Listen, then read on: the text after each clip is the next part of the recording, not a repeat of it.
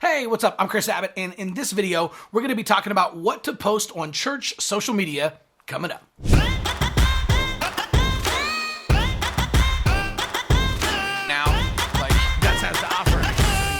Well, I've been working with thousands of churches over the last 7 years, and I've learned a lot of stuff about what works and what doesn't work. So in this video, we're going to be talking about 7 different tips on what to post on your church social media. Okay, so a couple of things before we dive into the list. Now, people click on themselves. So when people click on themselves, what we mean is that people click on people that look like them. If you want to have a diverse church, you need to make sure to put out diverse pictures of people actually in your church, because you're going to attract whatever you put out. So you want to be intentional with your content and your creative and everything that you post. Now, all of this is about getting engagement. And when we say engagement, what we mean are people who like, comment, and share your posts. We're basically looking for as much interaction online as possible. All right, number 1, go behind the scenes. Everybody loves behind the scenes posts, right? Because everyone knows what Sunday morning looks like, but nobody knows what you're doing on Monday, Tuesday, Wednesday, right? So go behind the scenes and show people what you're doing during your sermon prep or getting ready for your message, or maybe a meeting that you're having with your team, right? You can take people behind the scenes and just show them what your office looks like, or maybe walk them through your bookshelf and what you're currently reading. Anything like that. People love behind the scenes content, and this is going to get a lot of engagement. All right, number 2, a true or false post. Now, I actually learned about this from Brady Shear, and it's absolutely brilliant, and you will be shocked how much engagement you get from people that never comment on any of your stuff. They'll comment on this post. So it's really simple. All you do is say true or false, and then you ask a question. Now, the key to this is actually asking something that's a little bit controversial. So you might say, true or false, oatmeal raisin is the best type of cookie. Now, here's the deal. A ton of people are going to say oatmeal raisin sucks. I can't believe you say this. It's all about chocolate chip, right? You want to make sure to pick the most controversial thing. So you don't want to say true or false, chocolate chip is the best type of cookie. Well, everybody says that, right? But you want to pick something that's going to be a little bit controversial, like true or false, St. Patrick's Day is better than Christmas.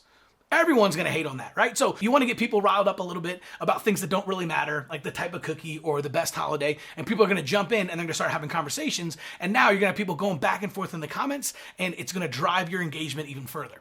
So here are a couple other examples. You might say something like, true or false, pineapple is the best kind of pizza. Right? Again, most people are going to say pepperoni, so don't say pepperoni, pick something. So you might say true or false, anchovies are the best pizza topping.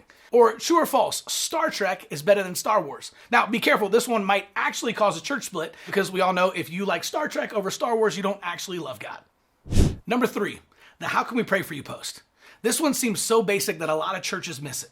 But if you go on and you post on social, how can we pray for you this week? You are going to have a ton of people who are going to comment below. Especially if you say something like, how can we pray for you this week? Comment below. We promise to read every single one and to personally pray for you this week. Number 4, sermon series graphics. You want to post your current or upcoming sermon series with a short description that answers the question, what's in it for me? So if someone who's never been to your church, or someone who hasn't been in a really long time, sees your sermon series graphic and they read the description, you want to give them just 1 or 2 lines that's going to answer the question, what's in it for me? It's going to answer the benefit. So not the features. We're not talking about what the actual sermon series is going to be about. Like, hey, we're going to be talking about the calling of Peter in Luke 5, right? Nobody cares about that. What they actually want to know is, why do I care? What's in it for me? So if you were to say something like, hey, have you ever wondered why bad things happen to good people? Well, come out this Sunday as Pastor Tom starts his brand new sermon series. Now, people know exactly why they're going to show up, and they know the benefit to them. They're going to learn the answer to a question they've had for years. All right, so here's a pro tip. Stay away from platitudes and phrases like, don't miss out, or it's going to be epic, or this is going to be the best ever, right? Here's what happens. If everything is the best ever, then nothing is, right? And if you say this is going to be epic and they show up and they don't feel like it's epic, they're not going to believe you the next time that you say that it's epic. So instead of telling people to don't miss out on every single thing that's going on, just stay authentic and invite people out and let them know, hey, I think this can really help you. Authenticity is going to trump hype every single time. Number 5, do a video invitation. So the best way to do this is to grab someone who's naturally good on camera. It can be you as the pastor, it can be a young millennial or a Gen Zer, or just someone who comes across naturally on camera, and have them do a simple invite video. The best way to do this is just for them to introduce themselves, to talk about your church and basically what's happened since they started coming to your church, and then invite people to come out and check it out themselves this Sunday. This works really, really well on social. And the best part is, once you create that, you can actually go out to the rest of your staff and volunteers and your congregation members and ask them to share it on their personal profiles. Then you're going to get a really wide reach without having to boost a post or spend any money on ads.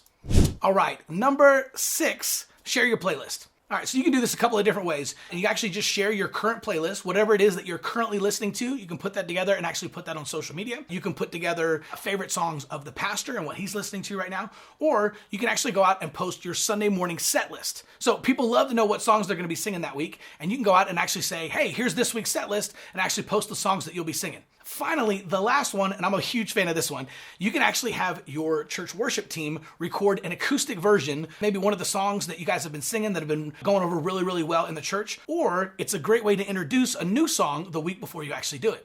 So if you have the worship team do an acoustic version of a new song, and then you post that on social media on Monday or Tuesday, then that gives your congregation all week long to get familiar with it and listen to it. So when it comes around Sunday morning, you already have naturally more engagement because they've been listening to it all week on social. All right, so before I get to my last point, if you like this video and you find it valuable, will you hit that like button for me? All right, and finally, number 7, go live. So this works really, really well, especially on Instagram Live right now. You can literally go live on Instagram from your phone, basically doing anything. So you can be in the middle of a church meeting, or it could be Sunday morning and you're walking in from the parking lot. You could highlight some of your volunteers, just go live and say, hey, this is Jim, he works in the parking lot. Jim, how long have you been working in the parking lot? So you can interview volunteers or people in your church. Right now, Facebook and Instagram are promoting live videos more than regular posts. So whenever you go live, it's gonna automatically show it to a bunch of your followers, and you're gonna get way more engagement. In fact, one of the things that I used to do when I was on staff at church is whenever I go over to an acoustic worship set that we have, or our food pantry, or an event that we had going on, I would literally go live on Facebook and stream it for 5 or 10 minutes. Then I'd log into Instagram Live and I'd go live for 5 or 10 minutes on Instagram. So that way you're making sure to get as much mileage out of it, and don't just post on one platform, make sure to hit Facebook and Instagram. All right, so I'm all about delivering a ton of content. And if you want even more ideas on what to post, you can go check out my series, What to Post, on your church Facebook page. Just click the link below and we'll take you to that series.